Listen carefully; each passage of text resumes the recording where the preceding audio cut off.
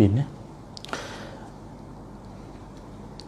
Subhanallah walhamdulillah wa la ilaha illallah Allahu akbar. Subhanallah walhamdulillah wa la ilaha illallah Allahu akbar. Subhanallah walhamdulillah wa la ilaha illallah Allahu akbar. Subhanallah walhamdulillah wa la ilaha illallah wallahu akbar.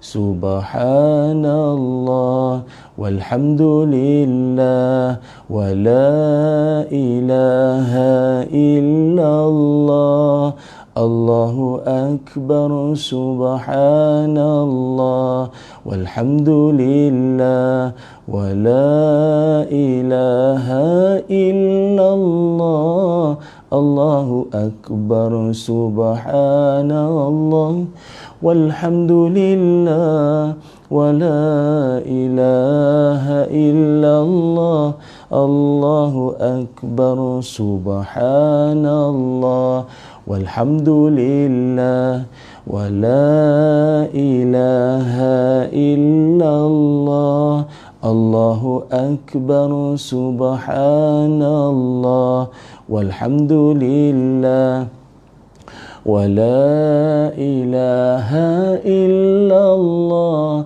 wallahu akbar. Subhanallah walhamdulillah wa la ilaha illallah wallahu akbar. La ilaha illallah la ilaha illallah la ilaha illallah Muhammadur Rasulullah la ilaha illallah la ilaha illallah la ilaha illallah Muhammadur Rasulullah. Ya Allah ya Allah ya Allah ya Allah ya Allah ya Allah ya Allah ya Allah ya Allah ya Allah ya Allah ya Allah ya Allah ya Allah ya Allah ya Allah. Al-Fatihah. A'udzu billahi minasy syaithanir rajim. Bismillahirrahmanirrahim. Alhamdulillahi rabbil alamin. Ar-Rahmanir Rahim. Maliki yaumiddin. Iyyaka na'budu wa iyyaka nasta'in. Ihdinas siratal mustaqim. Siratal ladzina an'amta 'alaihim ghairil maghdubi 'alaihim waladdallin. Amin. Assalamualaikum warahmatullahi wabarakatuh. Bismillahirrahmanirrahim. Alhamdulillahi rabbil alamin. Wassalatu wassalam ala rasulillah wa ala alihi wa sahbihi ajma'in. Qala rabbi shrah li sadri wa yassir li amri wahlul 'uqdatam min lisani yafqahu qawli. Allahumma inna nas'aluka ilman nafi'a wa rizqan tayyiba wa amalan mutaqabbala. Allahumma aftah lana qulubana fi talabil ilmi warzuqna al-ikhlasa fihi wal amala bihi wan nashra bihi hatta ya'tiyana al-yaqin. Ya Allah, kurniakanlah kepada kami ilmu yang bermanfaat. Kurniakanlah kepada kami, ya Allah, rezeki yang baik. Dan berikanlah kepada kami, ya Allah, ilmu yang bermanfaat, rezeki yang baik dan amalan yang diterima. Ya Allah, bukakanlah hati-hati kami untuk menuntut ilmu dan menadah ilmu, ya Allah. Dan rezekikanlah kepada kami keikhlasan padanya, dan juga amal dan beramal dengan ilmu yang kami dapat, ya Allah. Dan berikan kekuatan pada kami untuk kami melebar luaskan lagi ilmu ini sehinggalah kami meninggal dunia, ya Allah. Amin ya rabbal alamin. Alhamdulillah, syukur pada Allah Subhanahu Wa Taala dengan limpah kurnia kasih sayang dan ketentuan Allah Taala, dapatlah sama-sama kita sekali lagi kita bersua dalam kuliah sempena kuarantin ataupun pada pagi ini dalam kuliah subuh kita. Kenapa orang kadang dia tanya, ustaz-ustaz lain banyak buat kuliah maghrib, live-nya malam, petang. Yang Ustaz Ilyas ni dia buat pagi pula, dah awal sangat. Orang tengah duk kupas bawang, baru nak goreng nasi, goreng mi, kuatiau, dia duk buat kuliah pula time-time pagi-pagi. Anak baru nak bangun semua, duk kalut anak nak mandi. Bukan apa, saya ingat pukul 7 ni okey ni, ngam-ngam pas mayang tadi kita wirid-wirid sikit, baca mak surat sikit apa kan. Saya ingat cantik dah. Sebab saya nak ambil satu keberkatan je. Salah satu keberkatan itu yang Nabi sebut dalam doa Nabi, Allahumma barik li ummati fi bukuriha. Ya Allah, berilah berkat kepada orang-orang yang menghidupkan paginya. Ya Allah, berilah keberkatan kepada orang-orang yang mengimarahkan paginya. Sama ada solat berjamaah, menuntut ilmu, berkebun, cucuk tanam, nyiram pokok, benda-benda yang baik-baik, memakmurkan alam, tambah ilmu, baca buku.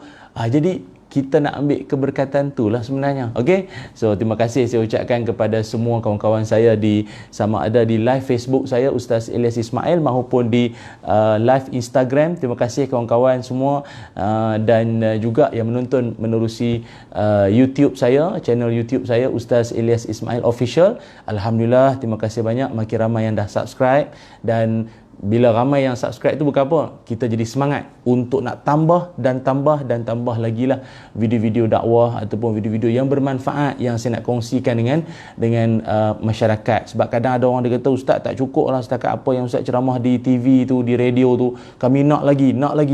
Okey, tak apa, alternatif saya sahut permintaan semua kawan-kawan untuk buat channel YouTube. So saya buat dan anda boleh subscribe untuk dapatkan banyak lagi video-video yang insya-Allah bermanfaat untuk kita seisi keluarga, ya.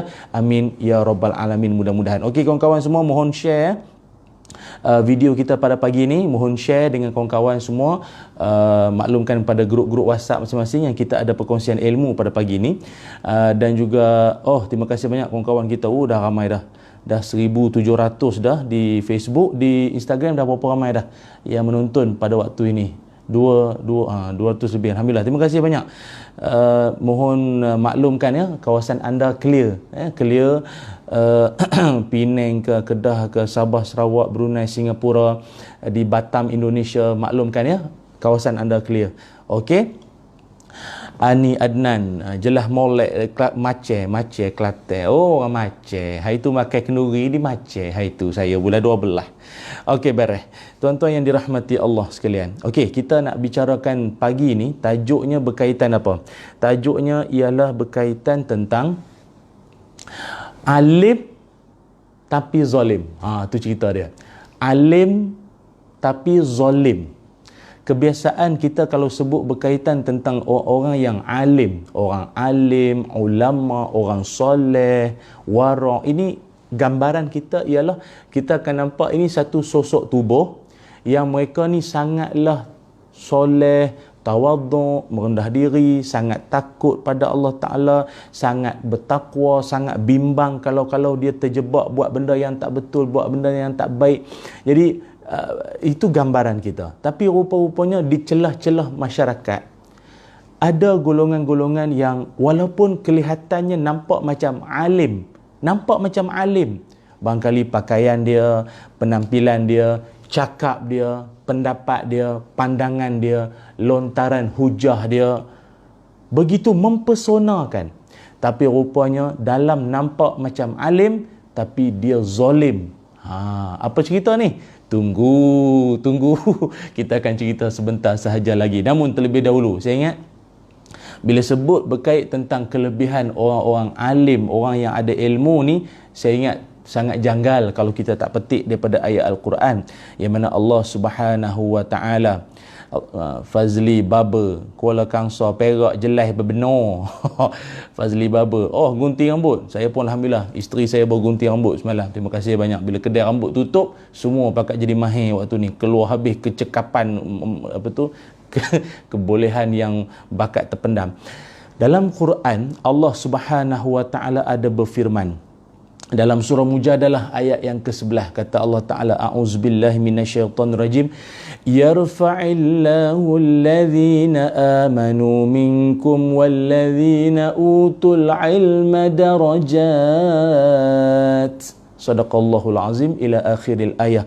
Kata Allah, Allah Ta'ala mengangkat orang-orang yang beriman. Allah mengangkat orang-orang yang beriman di kalangan kamu, dan juga Allah mengangkat orang-orang yang berilmu di kalangan kamu beberapa darjat. Itu dia. Allah angkat. Maknanya kalau orang kerja gomen, kerja kerajaan, N17 ke 41, 44, 48, dia ada tingkat-tingkat dia tu, skim-skim jawatan dia tu lah. Seolah-olah kalau daripada yang bawah-bawah Allah angkat ke tingkat yang tinggi, grade yang tinggi-tinggi, entah sampai jusa barangkali, tinggi naik. Pasal apa? Sebab pertama orang beriman, kedua dahlah dia beriman, lepas tu dia pula orang yang ada ilmu, Allah angkat dia punya darjat, kemuliaan dia tu. Sebab itu dalam ayat ini, kalau tengok dalam tafsir Qurtubi, Ibnu Mas'ud radhiyallahu an sendiri menyebutkan bahawa ayat ini menunjukkan bahawa Allah Ta'ala memuji ulama-ulama, ataupun Allah Ta'ala memuji golongan orang-orang alim, orang yang ada ilmu ni. Allah Ta'ala puji, Allah Ta'ala muliakan, Allah Ta'ala angkat golongan-golongan yang ada ilmu ini. Itu maknanya suatu pengiktirafan daripada Allah SWT bagi kita, ataupun bagi golongan-golongan yang ada ilmu, anak-anak kita yang menuntut ilmu agama khususnya, dan dia ada ilmu pula, ulama-ulama ni pula hebat. Dan juga Allah Ta'ala sebut dalam ayat yang lain, innama yakhsyallaha min ibadihil ulama, hanya sahaja yang benar-benar takut pada Allah Ta'ala itu adalah orang-orang yang di kalangan para alim ulama. Imam Ibnu Katsir menyebutkan, kenapa ulama-ulama ni yang paling takut pada Allah Ta'ala? Sebab apa? Sebab mereka memiliki ilmu berkait tentang zat Allah, kehebatan Allah, kekuasaan Allah. Segala ilmu berkait dengan Allah Ta'ala menyebabkan makin dia kenal Allah, makin dia takut. Bukan takut lari, dia takut makin dekat. Dia jadi golongan yang taqarrub ilallah, makin dekat pada Allah. Nak buat benda tak senonoh, tak tergamak. Nak buat benda yang tak baik dan menyimpang pun rasa bersalah dan takut. Itu cerita dia. Dan dalam hadis pun Nabi Muhammad sallallahu alaihi wasallam, Makwerju, alhamdulillah, terima kasih Ustaz berkongsi ilmu. Singapura, jelas, amin. Gerik saya pagi-pagi ni teringat kalau di Singapura tu kacampur Singapura. Tapi apakan daya, waktu sekarang kena duduk di rumah dulu, carilah kacang mana yang ada selain kacang pul. Okey, dalam hadis Nabi Muhammad sallallahu alaihi wasallam, baginda Nabi ada bersabda, dalam erti kata orang-orang alim ini dia punya kelebihan dia apa? Kemuliaan orang alim ni apa? Apa kata Nabi sallallahu alaihi wasallam? Innallaha wa malaikatahu wa ahlas samawati wa ahlal ardi hatta namlata fi juhriha wal hitana fil bahri la yusalluna ala muallimin nasil khair. Hadis riwayat Imam At-Tirmizi. Nabi Muhammad sallallahu alaihi wasallam, Nabi bersabda, sesungguhnya Allah Ta'ala dan para malaikatnya, dan bukan setakat Allah dan malaikat saja, kata Nabi, apa kata-kata, ahli langit, bukan ahli grup WhatsApp, ni ahli langit, ahli langit yang duduk di langit apa semua, dan juga segala yang duduk di bumi, di langit dan di bumi, hatta namlata fi juhriha, sehingga kan semut yang duduk dalam lubang, wal hitana fil bahri, ikan dalam laut. Tak tahu segala ikan, ikan duyung tak laku, mana nak ada.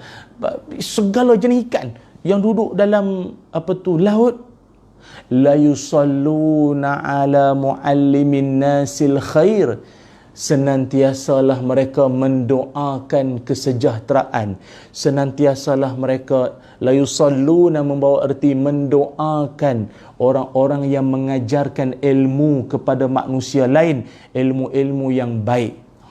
Tu dia, au kama qala Rasulullah sallallahu alaihi wasallam. Daripada hadis ni apa kita faham? Maknanya orang yang alim, orang yang ada ilmu merupakan orang yang sangat bertuah, didoakan seantero dunia, seantero alam ini semualah. Dia doakan orang-orang alim ni. Ya Allah, untungnya jadi orang yang berilmu ni, kerana apa? Dia didoakan macam kita kan. Orang soleh, tok-tok guru doakan kita pun rasa seronok dah, rasa macam dunia ini anak yang punya lah, seronok lah. Tapi ini satu alam ni semua, binatang, malaikat mana ada dosa, dia mendoakan orang-orang alim. Sama ada doa dia minta diampunkan dosa, diangkatkan darjat, diberikan keberkatan hidup. Ya Allah, seronok dan beruntungnya golongan alim ini. Tak cukup dengan tu, Nabi Muhammad sallallahu alaihi wasallam juga menyebutkan kelebihan orang alim lagi. Apa dia? Nabi menyebutkan faqihun wahidun asyaddu ala syaitani min alfi abidin. Kata Nabi Muhammad sallallahu alaihi wasallam, satu orang yang faqih, satu orang yang dia ni, orang panggil apa faqih ni? Orang yang alim lah, orang alim, orang ada ilmu, orang yang mantap ilmunya. Satu orang alim cukuplah untuk menggerunkan syaitan. Syaitan, syaitan. Cukuplah ni, satu orang alim menggerunkan syaitan berbanding 1000 orang ahli ibadah. Cukuplah satu orang yang dikatakan sebagai orang alim ini untuk menggerunkan syaitan berbanding 1000 ahli ibadah. Kata ulama dalam menghuraikan hadis riwayat Imam Tirmizi dan Imam Ibnu Majah ini, orang alim ni syaitan tak berani dengan dia. Pasal orang alim ni dia boleh membaca jalan-jalan tipu daya syaitan. Ataupun kalau tuan-tuan biasa baca kitab Talbis Iblis,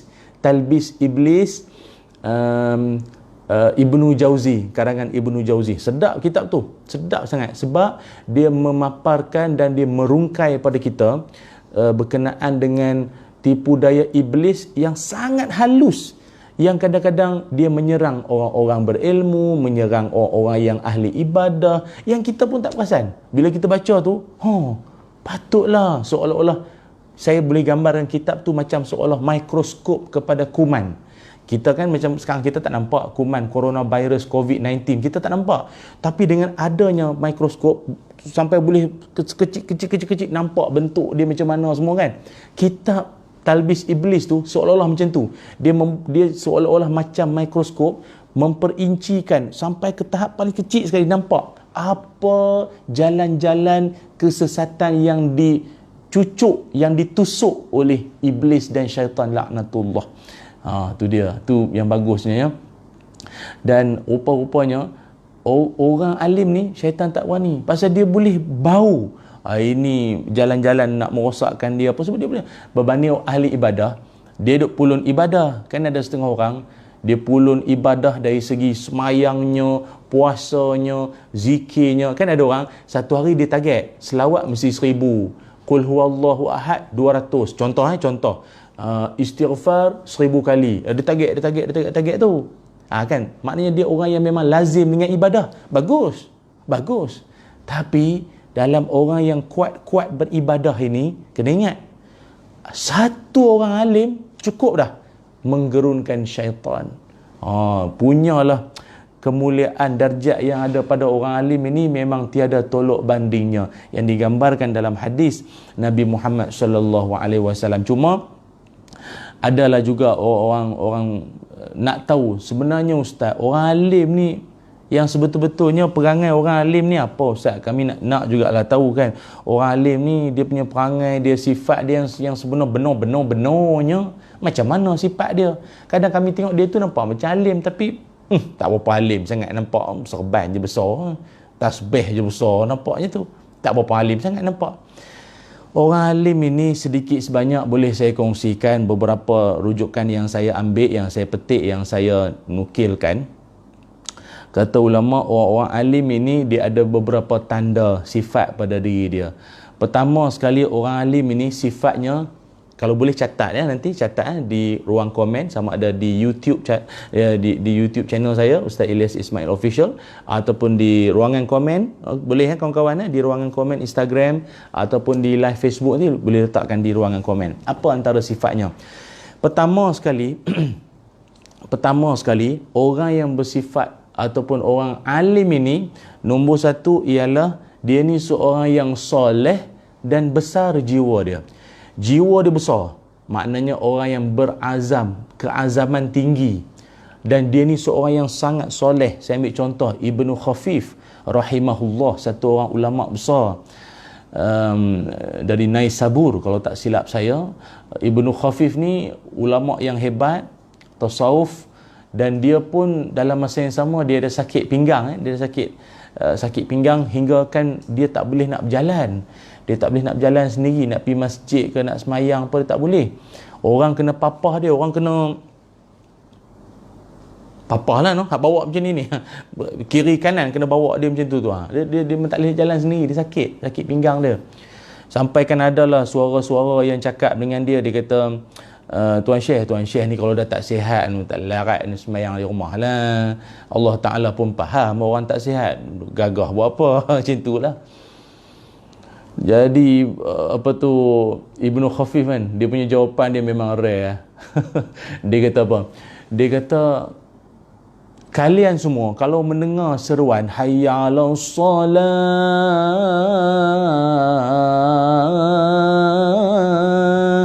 hayya 'alas salah, marilah menuju semayang, lalu kalian semua tak mendapati aku di saf-saf masjid, maka carilah aku dekat kubur. Carilah aku dekat kubur. Masya Allah, semangat.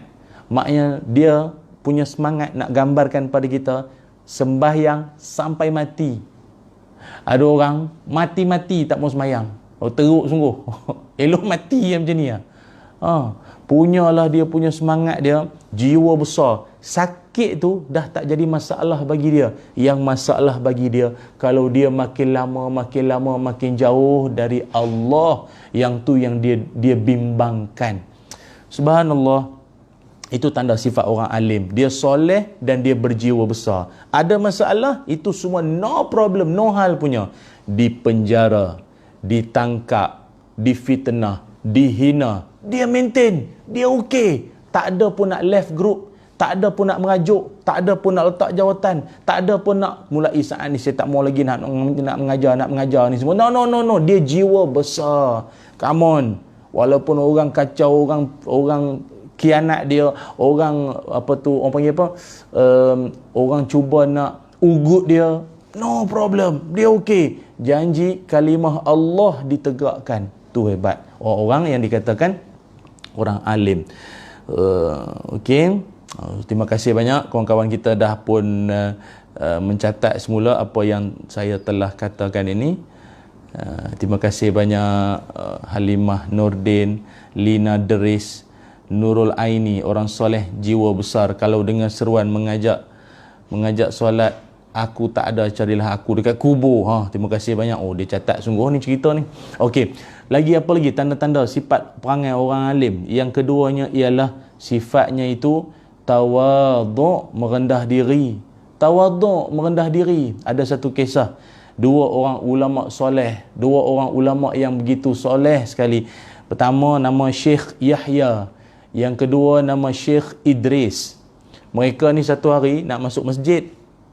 Dia nak masuk masjid. Jadi bila sampai kat depan pintu masjid, dia macam pintu tu macam tak besar mana lah. Pintu tak besar sangat. Maknanya dalam satu masa, seorang je yang boleh masuk. Bila bertembung dua orang ulama ni nak masuk ke masjid tu, di pintu yang seorang je boleh masuk tu, maka masing-masing saling mempelawar satu sama lain. Syekh Yahya kata kepada sahabat dia Syekh Idris, "Entalah masuk dulu." Kata Syekh Idris, "Entelah masuk dulu." Syekh Yahya kata, "Entelah masuk dulu. Ente ni banyak ilmu, ilmunya tinggi, banyak ilmu." Kata Syekh Idris pula, "Entelah patut masuk dulu. Ente banyak pengalaman. Ente banyak jauh berjalan, banyak pengalaman, umur pun banyak, semua pengalaman banyak. Masuk dulu." Lah sekali siapa nak masuk ni? Saya nak bagi tahu pada tuan-tuan semua betapa tawaduknya dua ulama ini, sampai tahap jangankan kata perbincangan ilmu fiqh yang jauh lebih tinggi itu semua, soal nak masuk pintu pun saling hormat menghormati, saling merendahkan diri masing-masing dan saling tidak membangga-banggakan pengalaman maupun ilmu masing-masing. Masya Allah. Itulah orang alim. Orang alim ni dia ada satu sifat yang kita sendiri pun tak tercapai akal kita. Begitu tawaduk sekali. Malah mereka ni jangankan kata tawaduk sesama manusia biasa.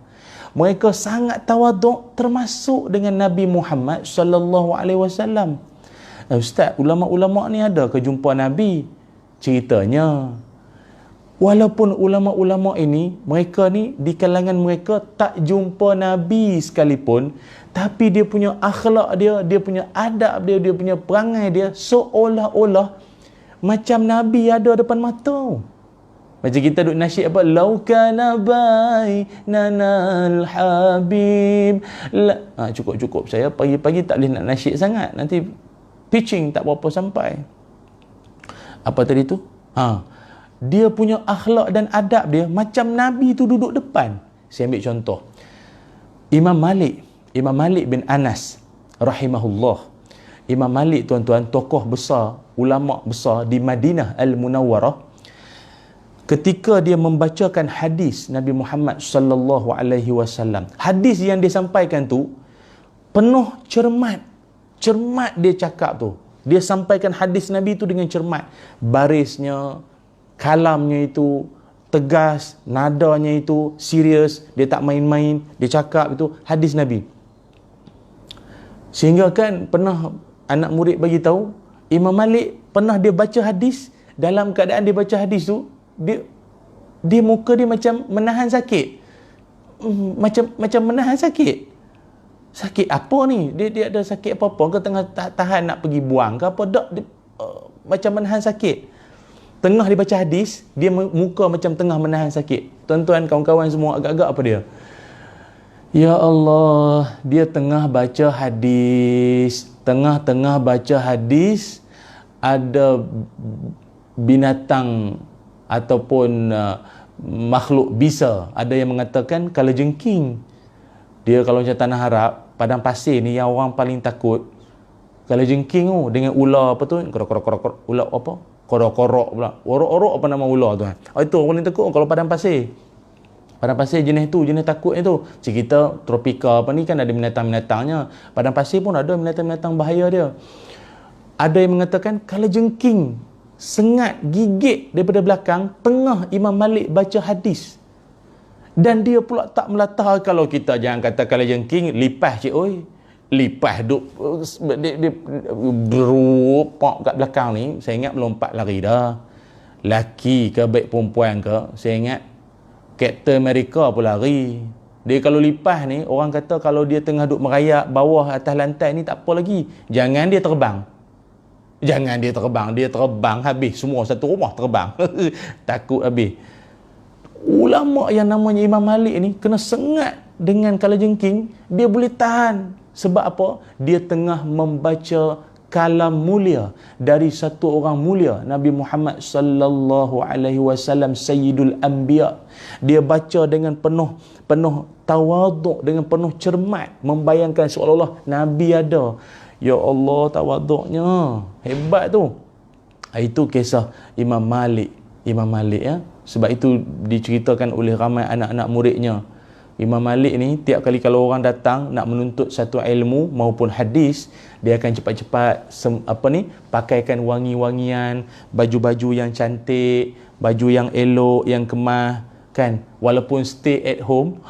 Tapi kalau nak baca hadis, nak baca kalam-kalam mulia, maka dia akan wangi-wangi, kemas, pakai elok, macam nak jumpa orang, macam nak pergi beraya tu. Sebab apa? Adab tawaduk terhadap ilmu, adab tawaduk terhadap hadis Nabi Muhammad sallallahu alaihi wasallam. Itulah orang alim, kawan-kawan yang dimuliakan. Namun tapi sayang, dalam kalangan orang-orang alim ni juga ada orang alim yang tengok Zulkarnain Dolah, dia kata apa? Tawaduk dengan Nabi walaupun tak jumpa Nabi, seolah Nabi ada depan mata. Imam Malik baca hadis macam menahan sakit, rupanya ada binatang bisa. Dia catat balik. Terima kasih banyak kepada Zulkarnain Dolah. Okey, dan ramai lagi ni. USJ clear. Hello Kak Su. Boleh bersilaturahim dah dalam ni. Bagus. Saya suka. Biarlah Facebook saya ni jadi platform untuk saling bertukar-tukar ilmu dan berbaik-baik sesama kita ya. Jumpa kawan lama ke apa ya. Okey, baik. Cumanya macam mana pula yang dikatakan orang alim tapi hak jenis zalim? Ceritanya ialah kawan-kawan semua boleh buka Quran surah Al-A'raf. Kita tengok. Ni ceritanya. Surah Al-A'raf ayat 175 sampai ayat 177. Okey, apa kata Allah Taala? Mari kita baca, kita baca sikit. Surah Al-A'raf ayat 175 hingga 177. Apa kata Allah Taala? A'udzubillahi minasyaitonirrajim. وَاتْلُ عَلَيْهِمْ نَبَأَ الَّذِي آتَيْنَاهُ آيَاتِنَا فَانسَلَخَ مِنْهَا فَأَتْبَعَهُ الشَّيْطَانُ فَكَانَ مِنَ الْغَاوِينَ. Dan bacakan kepada mereka, wahai Muhammad, khabar berita seorang yang kami berikan kepadanya pengetahuan, ilmu pengetahuan tentang ayat-ayat kitab Allah. Kemudian dia menjadikan dirinya terkeluar dari mematuhinya. Lalu dia diikuti oleh syaitan dengan godaan syaitan tu sendiri, maka menjadilah dia dari orang-orang yang sesat. Cerita siapa ni sebenarnya? Kawan-kawan boleh tengok ayat seterusnya ya. Rupanya kalau dalam kitab tafsir, Imam Ibn Katsir dengan Imam Fakhrul Razi menyebutkan ayat ini nak ditujukan, nak diceritakan tentang satu orang yang dia ni orang alim. Dia alim. Walaupun dia alim ni alim bukan alim biasa-biasa. Anak murid dia saja kurang lebih 12,000 orang. Anak murid dia disebutkan ya 12,000 orang. Dan yang datang anak murid dia pun bukan anak murid biasa-biasa. Anak murid dia pun memang tok guru juga. Bukan orang kampung biasa. Tok guru juga. Tok guru datang menuntut ilmu dengan tok guru. Berguru-guru ni. Tapi dan dia juga, ini catatan penting untuk kalian kawan-kawan semua tahu. Dia ni juga seorang yang kalau dia berdoa, Allah Ta'ala makbul. Power. Dia tadah tangan yang dia minta, Allah Ta'ala makbulkan. Siapakah gerangan beliau? Dialah Bal'am bin Ba'urah. Bal'am bin Ba'urah ini satu orang ulama besar yang hidup di zaman Nabi Musa alaihi salam. Dia ni digambarkan ilmunya tinggi, ilmunya hebat, dan dia juga seorang yang sangatlah, kalau dia berdoa itu power, dimakbulkan Allah, mustajab doa dia tu. Cuma walaupun dia berilmu, dia alim, banyak ilmu macam mana sekalipun, cerita dia panjang tau. Kawan-kawan boleh tengoklah di kitab-kitab kan, ataupun kitab tafsir lah, sedap sikit. Saya bimbang kalau kat internet ni takut ada saluran maupun ada maklumat sumber yang tak tepat, takut nanti dia jadi lain pula ceritanya. Jadi anda boleh tengok kitab tafsir pun bagus, tafsir berkait tentang tafsiran surah Al-A'raf ayat 175 hingga 177 supaya dapatkan maklumat yang lebih sahih ataupun daripada kitab yang muktabar. Dia ni alim, banyak ilmu, dan dia pun doa dia makbul. Cuma bila Nabi Musa alaihissalam dan Bani Israel lepas selamat daripada dikejar oleh Firaun, ingat tak Firaun kejar Nabi Musa dengan ialah kejar Nabi Musa dengan Bani Israel, lepas tu laut terbelah semua tu kan, peristiwa yang disebut sebagai Exodus tu kan. Okey, selesai semua tu, jadi Nabi Musa dengan Bani Israel menuju ke satu kawasan, yang mana kawasan itu dia punya raja dia, pemimpin dia, orang kampung semua macam bimbang dengan kehadiran Nabi Musa dan Bani Israel ni nanti akan macam bawa satu benda yang tak elok lah. Ataupun senang faham, dia punya raja dia pun takut lah. Musa dengan Bani Israel ni, Firaun pun kalah dengan dia. Kita yang tak Firaun ni nanti habis kita semua. Kena minta tolong siapa ni untuk tolong ialah gagalkan Nabi Musa dan Bani Israel yang nak datang ke kawasan sini ni, kena sekat ni, kena halang ni, macam mana nak buat? Akhirnya mereka minta tolong dengan Bal'am bin Ba'ura. Dia orang minta tolong dengan dia. Tok Syekh. Tok Syekh. Tok Syekh tolonglah doa sikit. Dengan kata Nabi Musa dengan Bani Israel nak datang kampung kita ni, nanti habislah. Firaun pun kalah dengan dia, kita habis semua nanti. Apa kata Bal'am bin Ba'ura? Saya ringkas, cerita dia panjang. Bal'am bin Ba'ura kata, kalian semua tak tahu ke? Nabi Musa itu dia membawa ajaran yang baik, ajaran yang betul, ajaran dari Allah. Dan dia juga bersama dengan dia malaikat. Malaikat bantuan Allah tu. Korang jangan main-main. Lepas tu orang kampung tu kata, alah Syekh, janganlah macam tu. Tolong buatlah apa-apa, janganlah bagi dia masuk ke sini. Dia pujuk Bal'am, macam-macam dia orang pujuk. Tolong ejah nanti kami bagilah apa-apa. Kan kami bagilah, mu nak apa, nak handphone ke, nak kereta ke, nak power bank ke, nak rumah ke, nak geran tanah ke, nak tender projek ke apa. Kita orang bagi lah. Kita orang bagilah.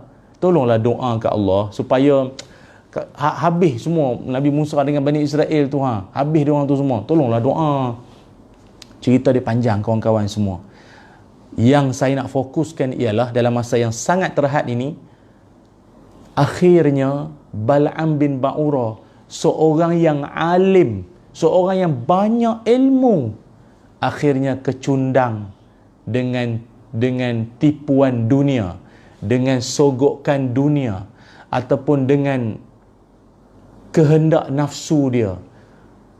Akhirnya ada yang menyebutkan dia orang pujuk bini dia, dia orang pujuk isteri dia. Hajah pula dah. Kak, tolonglah bincang dengan abang tu, minta dia tolong doa sikit yang bagi Musa datang sini. Kami bagilah akak nak apa, nak gelang ke, nak baju raya ke, nak apa tu, handbag cantik ke apa, kami bagilah nanti. Bincang dengan abang tu, monggoklah, tak payah masak lah hari ni, walaupun stay at home tak usah masak hari ni. Kalau nak masak juga syarat abang mesti doa untuk Nabi Musa dengan Bani Israel tu habis semua. Doa dulu baru cek masak. Contoh dia orang pujuk bini dia pula. Habis tuan-tuan, akhirnya Bal'am bin Ba'ura, ketinggian ilmu yang ada, hebatnya ilmu yang ada padanya, akhirnya kalah pada nafsu sendiri, akhirnya kalah pada tuntutan ataupun keinginan tergiurnya dengan dunia. Habis akhirnya dia ikut cakap semua orang yang minta tu sebab dia ada dapat habuan dunia kan. Akhirnya dia mati dalam kufur. Dia mati dalam kufur pada Allah dia mati dalam keingkaran pada Allah. Panjang cerita dia kalau kawan-kawan perasan. Ayat 176 diceritakan pula Allah Ta'ala menggambarkan ulama-ulama yang nakkan keduniaan ini, nakkan kemewahan dunia ini dengan sanggup menggadaikan agama ini semua. Famasaluhu kamasalil kalb. Mereka ini umpama anjing. Mereka ni umpama anjing sama sekali. Macam anjing. Minta maaf, mungkin ada kawan-kawan tanya, Ustaz, kenapalah Allah Ta'ala tu kalau geram sangat tak bubuh binatang yang lagi dahsyat lagi? Contoh, babi ya, sabu anjing ya. Dia macam ni. Kalau nisbah orang Arab, di negara Arab mana ada babi, mana ada khinzir. Dia anjing. Anjing tu pun dah kira hina dah tu. Anjing tu pun dah kira hina dah. Kan? Bila digambarkan ulama yang terlalu anjing yang dia menjelirkan lidah dia kan, tak payahlah saya nak tunjuk, tuan-tuan bayang sendirilah, anjing duk jelir lidah tu seolah-olah macam dahagakan dunia, nak sangat dunia, nak sangat glamour, nak sangat pangkat, nak sangat follower, nak sangat mengejar orang-orang yang berhajat pada dia. Dia pun teringin pada keduniaan, nakkan segala keduniaan ini semua dia nak. Jelir-jelir lidah tu macam-macam. Wallahu alam wal ayazu billah. Saya dalam ruang kesempatan yang ada ini, sama ada kawan-kawan yang menonton saya melalui live IG ataupun live Facebook ataupun YouTube channel saya mohon sangat-sangatlah tolonglah doakan kami semua para asatizah agar kami ini jadi orang yang sentiasa ingat apa yang kami cakap. Kabura maqtan indallahi ma taquluna ma la taf'alun. Kecelakaan besar orang yang bercakap sesuatu yang dia sendiri pun tak buat, cakap tak serupa bikin. Ya Allah, selamatkanlah kami daripada terjebak dalam golongan yang pandai bercakap tapi tidak pun beramal, malah ingkar terhadap apa yang kami sendiri dakwahkan. Amin ya rabbal alamin. Mohon semua ya kawan-kawan tolong doakan. Okey, jadi saya nak kongsi dengan kawan-kawan semua dalam kesempatan ruang yang ada ini, golongan ulama-ulama yang dikatakan ulama yang zalim, orang alim tapi zalim ini, ataupun juga dalam hadis Nabi Muhammad sallallahu alaihi wasallam menyebutkan dipanggil sebagai ulama su, ulama yang jahat. Saya nak kongsikan akhir-akhir zaman dunia nak menuju kiamat ni, kita akan menyaksikan banyak orang alim tapi jahat, alim tapi zalim. Apakah ciri-cirinya? Dalam kesempatan yang ada, saya share. Minta kawan-kawan tolong komen ya. Hamidah. Alhamdulillah, ilmu yang manfaat sambil ceramah, sambil bergurau, sangat terkesan. Teruskan agar kami dapat ilmu musim COVID-19. Terima kasih Hamidah.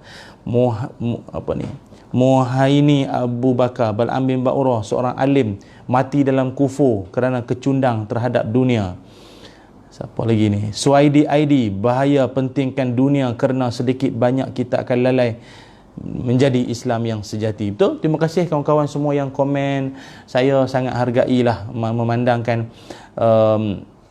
anda begitu mengikuti tiap apa yang saya kongsikan. Jom, tak mau buang masa. Saya nak kongsikan apakah di antara ciri-ciri tanda-tanda orang alim tapi zalim. Dia ni alim tapi ya Allah ingkar apa yang Allah Ta'ala suruh. Kadang-kadang tu dia sendiri pun tak buat apa yang dia cakap. Apa? Pertama sekali, nombor satu, ulama yang jahat. Pertama sekali apa dia? Iaitu dia mengubah hukum Allah. Nombor satu sekali apa dia? Dia mengubah hukum Allah.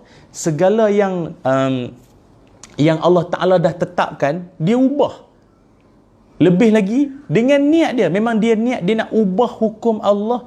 Dia nak ubah segala ketetapan Allah Ta'ala tu. Dia sengaja dia nak ubah. Kawan-kawan boleh dapati apa yang saya cakapkan ini dalam surah Al-Baqarah. Surah Baqarah ayat 75. Saya ambil sebahagian ayat yang mana Allah Ta'ala ada menyebutkan. A'udzubillahi minasyaitonirrajim.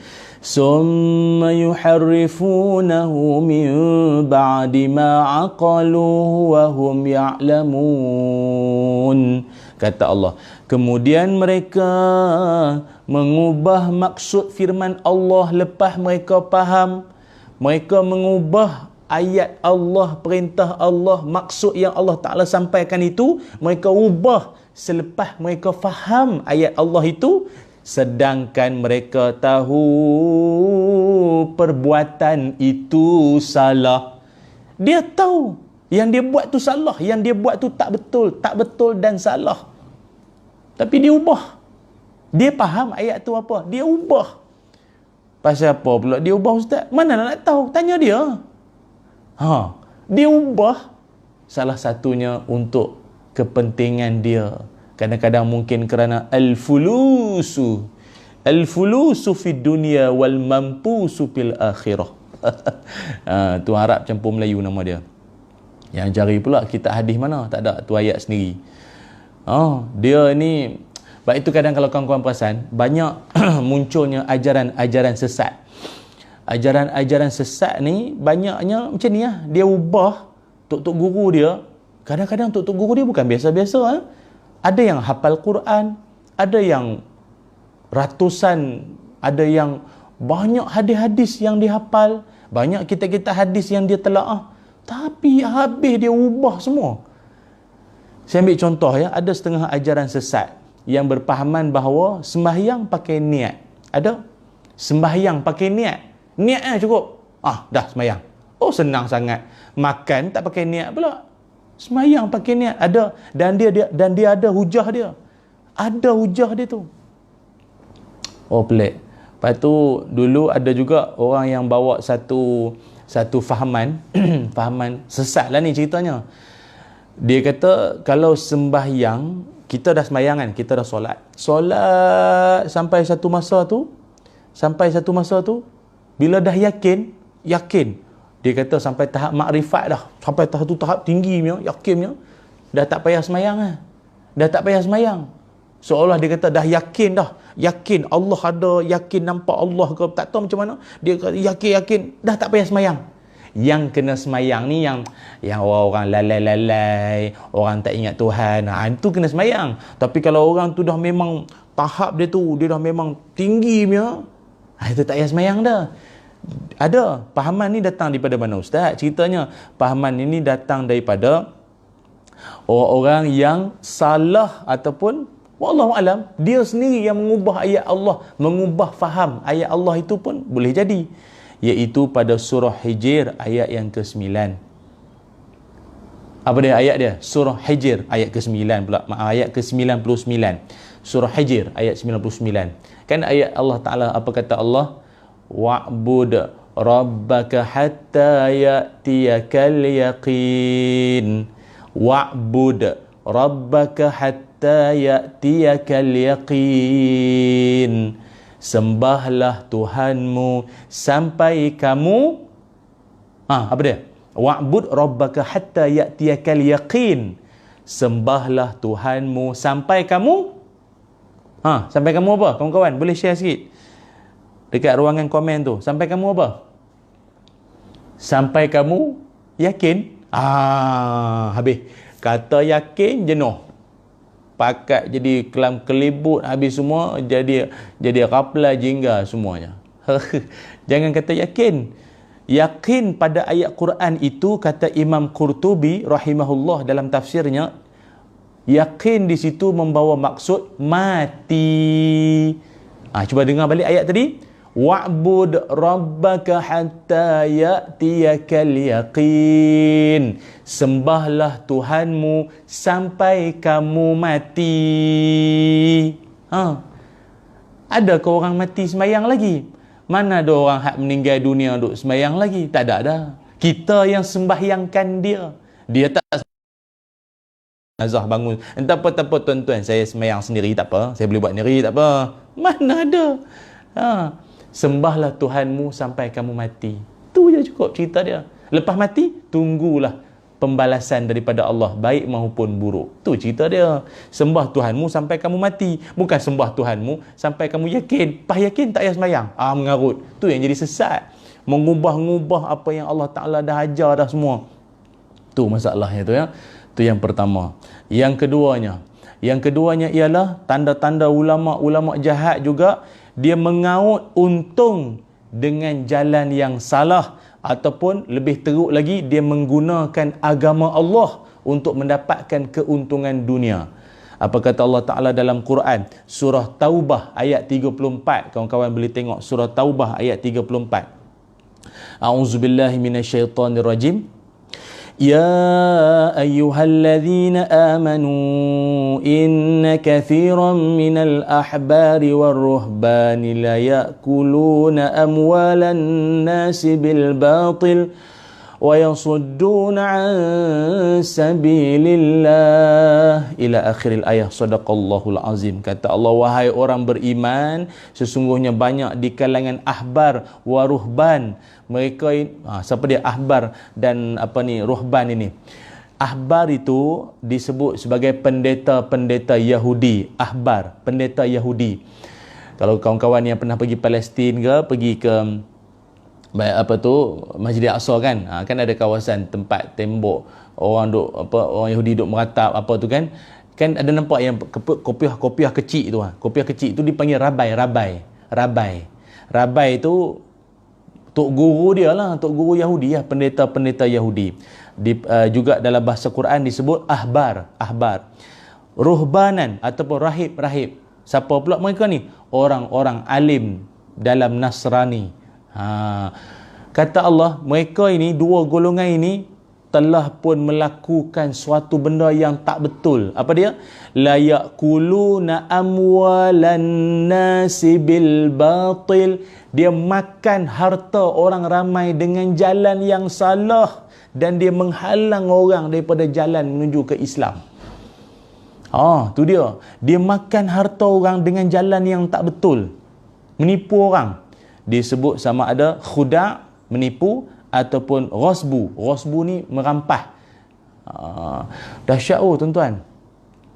Sebagai contoh ada di kalangan pendeta-pendeta orang agamawan zaman-zaman dulu. Saya ambil contoh menipu orang ramai macam mana. Orang buat dosa, orang buat benda tak senonoh, benda tak baik. Jadi kadang-kadang kan manusia kan macam tu. Ada satu masa dia rasa dia nak kembali pada Tuhan balik, kembali pada agama, ajaran yang betul balik. Jadi bila dia jumpa dengan tok-tok syekh ni semua, dia minta pandangan macam mana lah dia ni dengan dosa banyak apa semua. Lalah kali tok syekh tu kata beginilah, kalau kau nak tobat ke apa, kau bayarlah. Kau bayar. Dia panggil macam tebus dosa lah. Tebus dosa. Tapi tengoklah kau punya dosa apa. Kau masuk ambil kucing buh dalam mesin basuh ke. Kau kacau kau pasang radio kuat-kuat sampai jiran tak boleh tidur ke. Engkau tangan tak sanitize. Tangan tak sanitize betul pergi bersalam dengan semua orang. Apa semua. Tak tahulah, tak pakai penutup muka. Dah hidup menyusahkan orang ke apa. Kau nak taubat, kau kena bayar. Kalau dosa kau bunuh, ada sekian-sekian amount lah. No discount lah. Kalau kau dosa kau gaduh dengan mak bapak, ini dia punya denda dia. Kau kena bayar. Untung orang yang agamawan dulu-dulu bila dia buat macam tu, kena bayar pula dosa. Padahal dosa minta ampun dengan Allah. Minta bimbingan daripada orang alim, betul. Tapi minta untuk diampunkan, sebab dia kata, orang dulu kata agamawan ni macam wakil Allah. Macam orang tengah pula. Mana ada orang tengah? Allah Ta'ala direct. Astaghfirullah wa atubu ilaih. Istighfar banyak-banyak, solat taubat, selesai. Tak payah pakai orang tengah-tengah dah ni. Direct dengan Allah Ta'ala ya. Bantras orang tengah. Macam tu.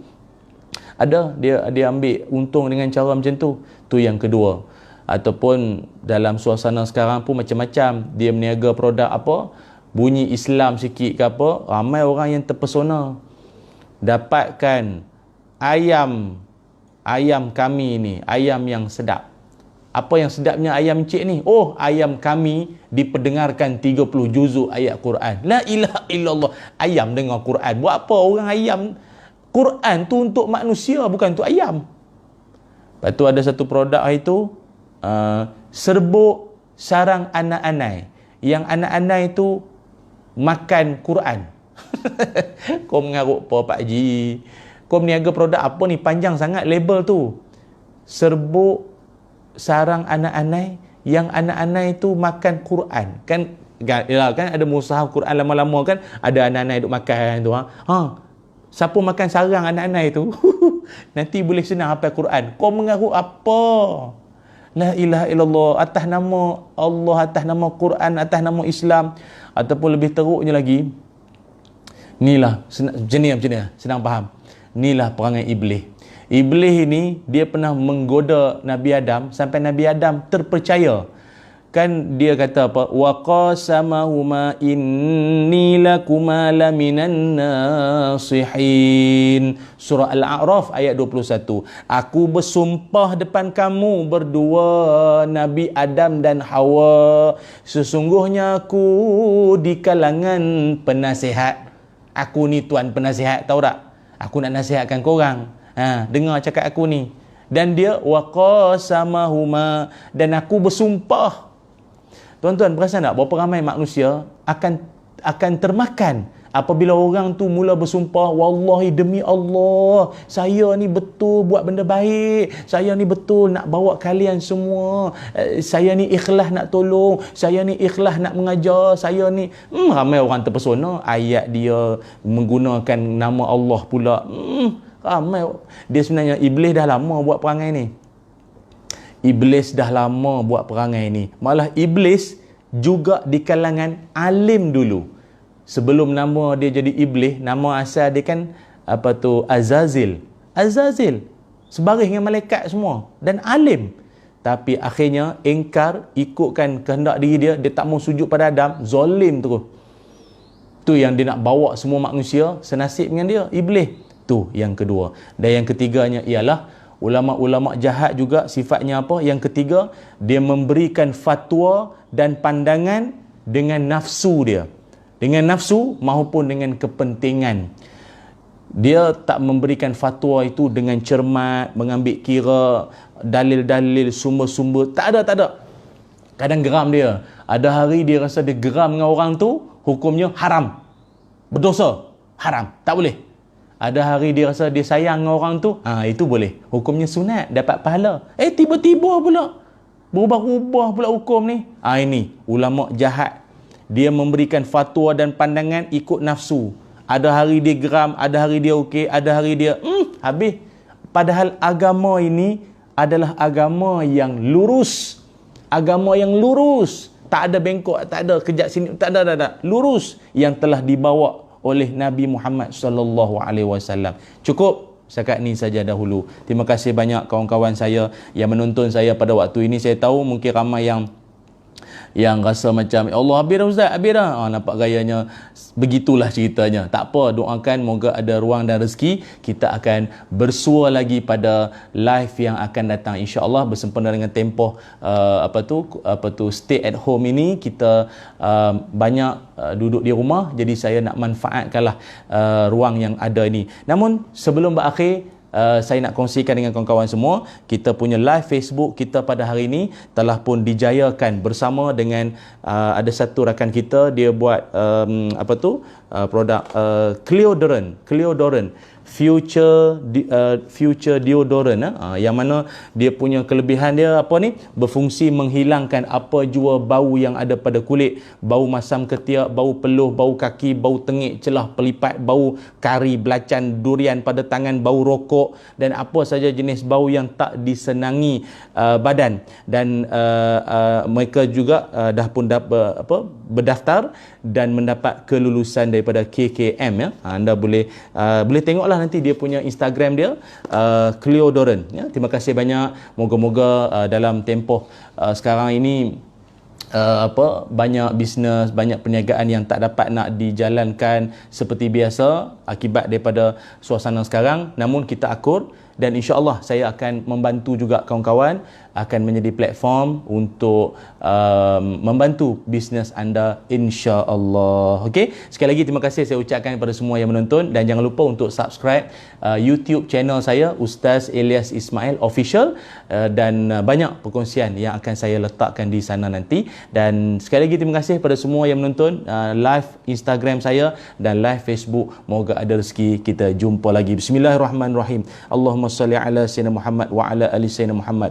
Allahumma inna nas'aluka ilman nafi'a wa rizqan tayyiba wa amalan mutaqabbala.